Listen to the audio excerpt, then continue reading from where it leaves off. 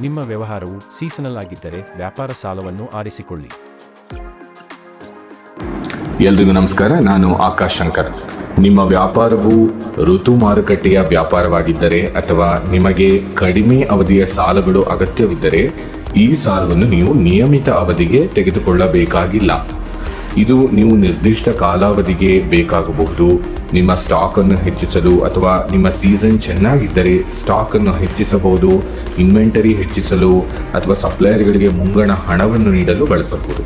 ಇನ್ನು ನಿಮ್ಮ ಸೀಸನ್ ಚೆನ್ನಾಗಿಲ್ಲದಿದ್ದರೆ ನೀವು ಈ ಹಣವನ್ನು ನಿಮ್ಮ ಖರ್ಚುಗಳಿಗೆ, ದೀರ್ಘಾವಧಿಯ ಅವುಗಳನ್ನು ತೀರಿಸಲು ಅಥವಾ ಯಾವುದೇ ಮಹತ್ವದ ಪಾವತಿಗಳನ್ನು ಮಾಡಲು ಬಳಸಬಹುದು.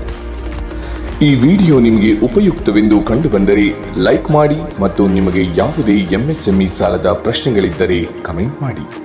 8105100005ಗೆ ವಾಟ್ಸ್ಆಪ್ ಅಥವಾ DM ಮಾಡಿ ಮಾತನಾಡೋಣ.